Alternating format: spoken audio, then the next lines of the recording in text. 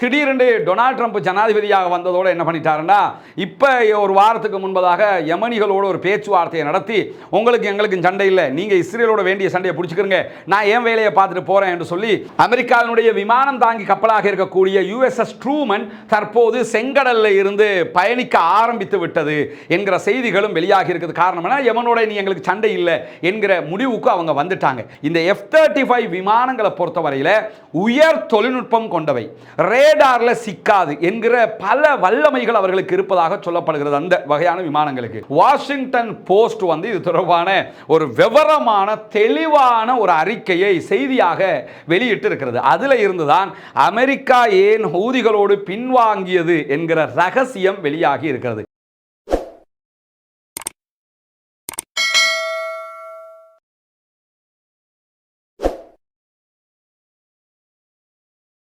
பேரன்பிற்கினிய சகோதர சகோதரிகளை நம் அனைவர் மீதும் ஏக இறைவனுடைய அமைதியும் கருணையும் உண்டாகட்டுமாக என்கிற உயரிய பிரார்த்தனைகளோடு இந்த வீடியோவில் ஒரு முக்கியமான சம்பவத்தை பற்றி பார்க்க இருக்கிறோம். அது என்ன சம்பவம்னா, நமக்கெல்லாம் தெரியும், அக்டோபர் 7ஆம் தேதி 2023 பாலஸ்தீன் மீதான இஸ்ரேலிய தாக்குதல்கள் ஆரம்பிக்கப்பட்டதில் இருந்து தொடர்ந்து பாலஸ்தீன இராணுவத்திற்கும் இஸ்ரேலுக்கும் இடையிலான சண்டைகள் உக்கிரமடைந்து கொண்டிருந்த நிலையில தான் 2023 நவம்பர் மாதத்தில் இஸ்ரேலுக்கு எதிரான தங்களுடைய கடற்படை முற்றுகையை அறிவித்தது யமன்ல இருக்கக்கூடிய ஹூதிகளுடைய படைப்பிரிவு.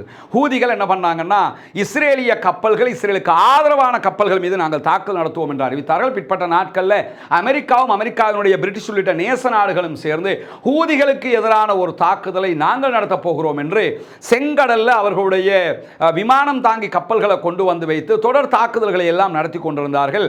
ஹூதிகளுக்கும் அமெரிக்காவுக்கும் இடையில சண்டை நடந்துகிட்டு இருந்த அதே நேரம் ஹூதிகள் தொடர்ந்து கப்பல்களை இலக்கு வைத்து தாக்குதல் நடத்தினார்கள். அதே போன்று இஸ்ரேலுடைய ராணுவ தளங்கள், இஸ்ரேலுடைய நகரங்கள் மீதெல்லாம் தாக்குதல்கள் நடத்தினார். அதனுடைய உச்சகட்டம் தான் இஸ்ரேலுடைய தலைநகர் டெல் அவீவில் இருக்கக்கூடிய அவர்களுடைய விமான நிலையத்தின் மீதே ஹூதிகள் தாக்குதல் நடத்தியது. இப்படியான நேரத்தில் இஸ்ரேலுக்கு பெரிய சப்போர்ட்டிவாக இருந்தது அமெரிக்காவினுடைய ராணுவம். அவங்க தான் தொடர்ந்து தாக்குதல்களை இஸ்ரேலுக்காக வேண்டி யமன்ல நடத்தி கொண்டிருந்தாங்க. திடீரென்று டொனால்ட் ட்ரம்ப் ஜனாதிபதியாக வந்ததோடு என்ன பண்ணிட்டாருன்னா, இப்போ ஒரு வாரத்துக்கு முன்பதாக யமனிகளோடு ஒரு பேச்சுவார்த்தையை நடத்தி, உங்களுக்கு எங்களுக்கு சண்டை இல்லை, நீங்க இஸ்ரேலோட வேண்டிய சண்டையை பிடிச்சிக்கிறங்க, நான் என் வேலையை பார்த்துட்டு போறேன் என்று சொல்லி நேற்றைய தினம் அவர்களுடைய விமானம் தாங்கி கப்பலும் செங்கடலில் இருந்து புறப்பட்டு விட்டது. அமெரிக்காவினுடைய விமானம் தாங்கி கப்பலாக இருக்கக்கூடிய யுஎஸ்எஸ் ட்ரூமன் தற்போது செங்கடலில் இருந்து பயணிக்க ஆரம்பித்து விட்டது என்கிற செய்திகளும் வெளியாகி இருக்குது. காரணம் என்ன, யமனோட நீ எங்களுக்கு சண்டை இல்லை என்கிற முடிவுக்கு அவங்க வந்துட்டாங்க.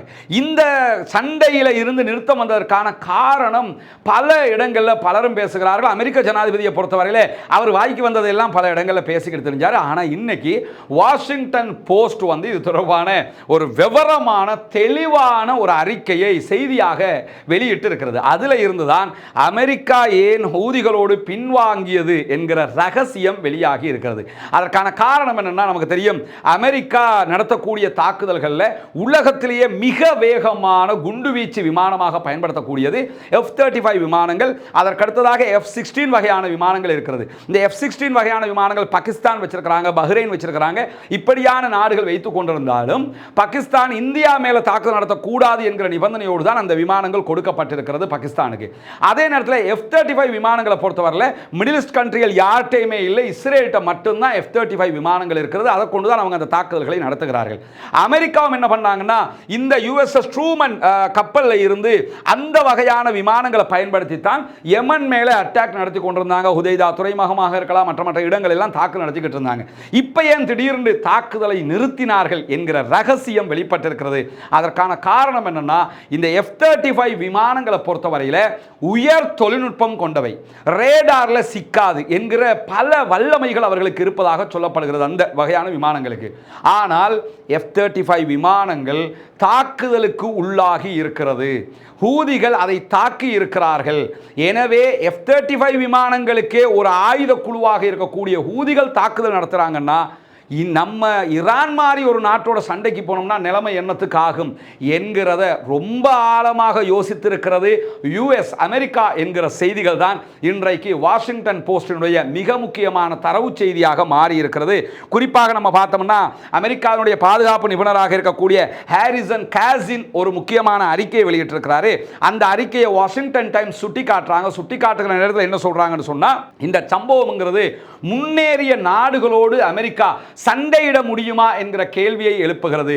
ஏன்னா ஹூதிகளுடைய வான் பாதுகாப்பு அவ்வளவு துல்லியமாக இருந்திருக்கிறது. என்ன ஆச்சரியம்னா, ஹூதிகள் இப்ப நமக்கெல்லாம் தெரியும், இந்த அயன் டோம் அல்லது தேட் அல்லது ஏரோ சிஸ்டம்ங்கிற இந்த உள்நாட்டுக்குள்ள வரக்கூடிய ஏவுகணைகளை தடுக்கிற சிஸ்டங்களை இஸ்ரேல் மட்டும் தான் வச்சுக்கிட்டு இருந்தாங்கிறது தான் ஆரம்பத்தில் நம்ம தெரிஞ்சுக்கிட்டது.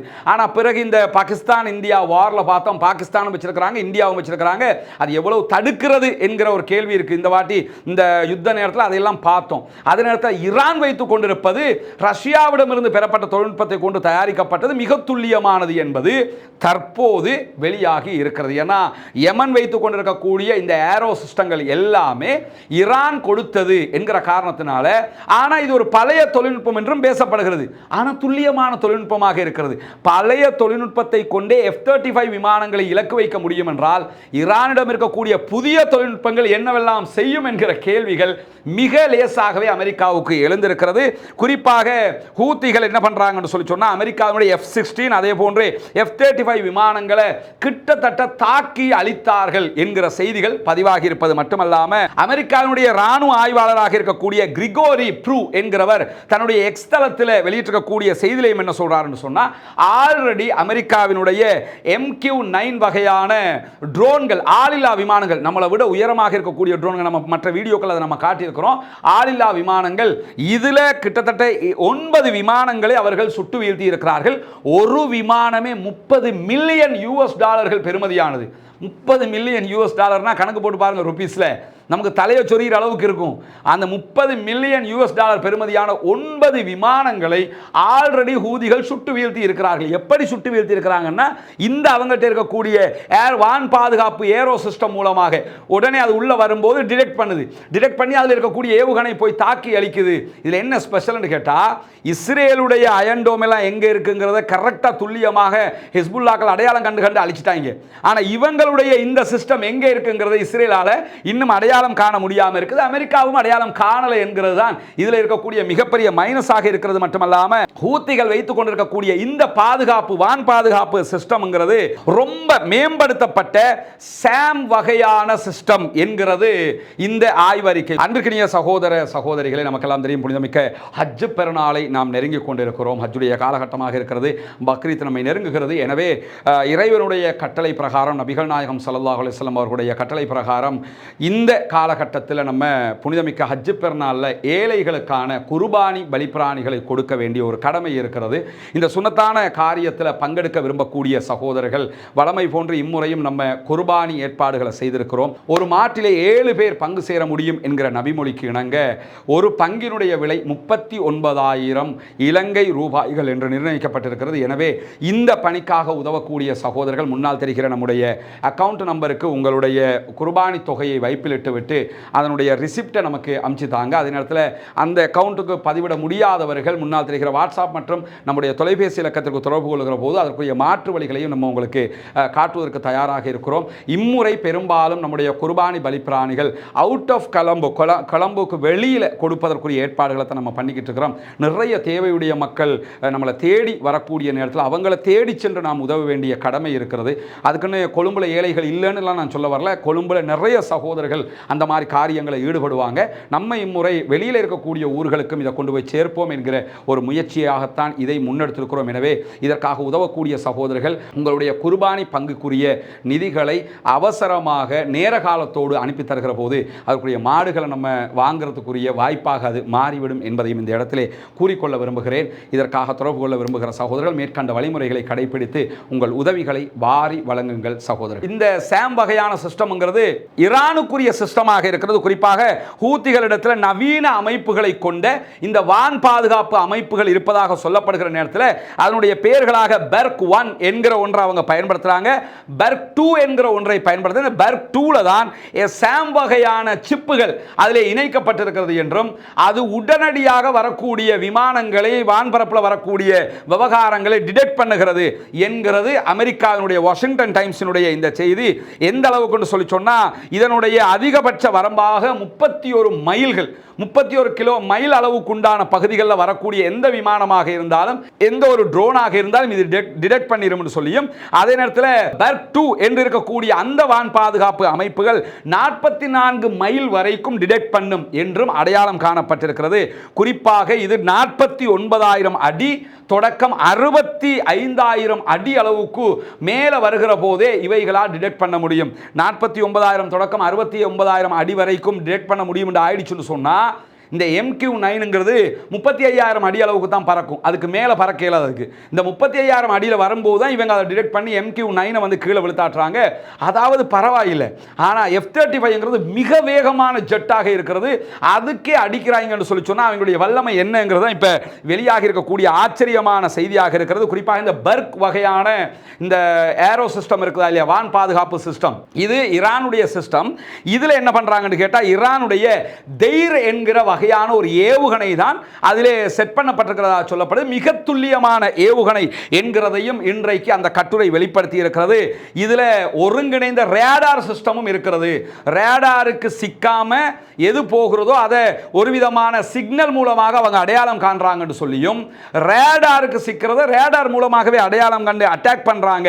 இந்த இரண்டையுமே அவங்க அந்த சிஸ்டத்தில் வச்சிருக்கிறாங்க என்கிற செய்திகள் வெளியாக இருக்கு. நமக்கு தெரியும் ஈரானுக்கும் இஸ்ரேலுக்கும் இடையிலான சண்டை வருகிற போது ஈரான் நிறைய மொபைல் இந்த ஏரோ சிஸ்டங்களை வச்சுக்கிட்டு இருந்தாங்க, நகர்த்தக்கூடிய. இஸ்ரேல்கிட்ட மொபைலில் இருக்கக்கூடியது கிடையாது. ஈரான் என்ன பண்ணுறாங்கன்னா ஒரு லாரியில் ஏற்றிக்கிட்டு போய் ஒரு இடத்துல நின்று டிடெக்ட் பண்ணுற விதமாக ஏவுகணைகளை மாட்டி அட்டாக் பண்ணுற விதமாக வச்சுக்கிட்டு இருந்தாங்க. இதை எல்லாம் ஆல்ரெடி கொடுத்து போட்டுதாங்க ஆக்களை இறக்கிருக்கிறாங்க. மொத்தமாக யமனுக்கு கொடுக்க வேண்டியதெல்லாம் கொடுத்துவிட்டு நீங்கள் வாங்க சண்டைக்குன்னு சொல்லி இறக்கியிருக்கிறாங்க. அந்த வகையில் தான் இந்த தாக்குதல்கள் நடத்தப்பட்டிருக்கிறது என்று சொல்லியும் தங்களுடைய F-35 விமானங்கள் மீதே யமனிகள் தாக்குதல் நடத்துகிறார்கள் எனும்போது நம்ம போய் ஈரானோட சண்டை பிடிக்கிறது அசாத்தியமானது என்கிற முடிவுக்கு US வந்திருக்கிறது என்று சொல்லியும், எனவே யமனோட நம்ம தொடர்ந்து சண்டை பிடிச்சோம்னா நம்முடைய F-35 விமானங்கள் அடித்து நொறுக்கப்படுகிற போது பல பில்லியன் நஷ்டங்கள் ஏற்படுவது மட்டுமல்லாமல் மிகப்பெரிய அவமானமும் நமக்கு ஏற்பட்டு விடும் என்கிற காரணத்தினாலேயும் இந்த யுத்தத்தை நாங்கள் நிறுத்துறதுக்கு ரெடியாக இருக்கிறோம்னு ஓமான் வழியாக பேச்சுவார்த்தைகளை நடத்தி நாங்கள் உங்களுக்கு அடிக்க மாட்டோம், நீங்கள் எங்களுக்கு அடிக்கக்கூடாது என்று சொல்லி உடனே சமாதானத்தில் முடித்திருக்கிறார் டொனால்ட் ட்ரம்ப். அவர் பேசின வீர வசனத்தில் லட்சணத்துக்கு அவருக்கு மீசையும் இல்லை, மீசையில் மண்ணு மொட்டலைங்கிற அளவுக்கு கதை மாறி போயிடுச்சு. உண்மையிலேயே தங்களுடைய பலவீனத்தை வெளிப்படையாக காட்டியிருக்கிறது அமெரிக்கா. அமெரிக்காவாலே முடியலை, இஸ்ரேல் தடுமாறலாமா, அவங்களுக்கு என்னத்தை அடித்தாலும் 10 நாளைக்குள்ளே தங்களுடைய விமான நிலையத்தை செஞ்சு நாங்கள் இருக்க முடியாதுன்னு சொல்லி திரும்ப மேலே வந்திருக்கக்கூடிய ஒரு குரூப் அவங்க. எனவே உண்மையிலேயே இந்த இடத்துல யமனில் இருக்கக்கூடிய ஹூதிகளுடைய இந்த பலம் என்பது பாலஸ்தீன மக்களுக்கான பலமாக நிற்கிறது. அந்த அடிப்படையில் தான் இந்த யுத்தம் முடிவுக்கு வந்திருக்கிறது என்பது தெரிய வருகிறது. வெளிப்படையாக பார்த்தால் செங்கடல் யுத்தத்திலே அமெரிக்கா தோல்வி விட்டிருக்கிறது மட்டுமல்லாமல் இஸ்ரேலை வெளிப்படையாக கைவிட்டு விட்டு சென்று விட்டார்கள்.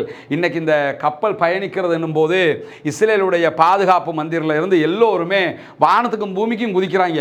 நீங்கள் எங்களை கைவிட்டு போறிய, நாங்கள் இதை எதிர்பார்க்கவே இல்லை. என்னன்னா நெஞ்ச நிமிர்த்தி தனியாக வந்து நிற்கவே மாட்டாங்க. அமெரிக்காவோட துணை இல்லாமல் இவங்களுக்கு ஒன்றுமே பண்ண முடியாது. இப்போ இவங்க வெளியே போகிறதெல்லாம் வந்து இஸ்ரேலுக்கு மிகப்பெரிய பலவீனம் பின்னாடி. அதனால தாங்க இப்போ பேச்சுவார்த்தை வரைக்கும் வந்து நிற்கிறாங்க. பொறுத்திருந்து பார்ப்போம் என்னவெல்லாம் நடக்கிறது என்பதை. பாலஸ்தீனம் வெற்றி பெறட்டும், பாலஸ்தீனம் சுதந்திரம் அடையட்டும், பாலஸ்தீன மக்களும் நம்மை போன்ற நிம்மதியானவர்களாக மாற வேண்டும் என்கிற உயரிய பிரார்த்தனைகளோடு பாலஸ்தீன மக்களுக்காக ஜனநாயக ரீதியாகவும் குரல் எழுப்ப மறந்து விடாதீர்கள் சகோதரர்களே என்கிற கோரிக்கை முன்வைத்தவனாக முடித்துக் கொள்கிறேன். வாஹிர் தஅவானா அல்ஹம்துலில்லாஹி ரப்பில் ஆலமீன்.